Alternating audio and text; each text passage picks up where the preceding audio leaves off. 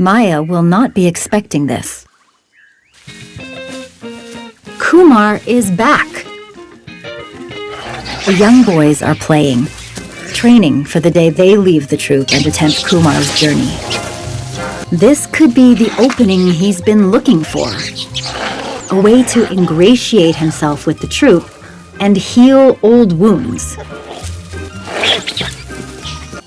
Maya has spotted him.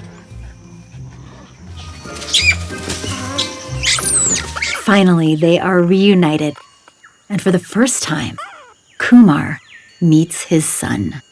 But if Maya's man wants to stay, he's got work to do. Step 1. Befriend the Alpha's lieutenants. Step 2. Put in some grooming time.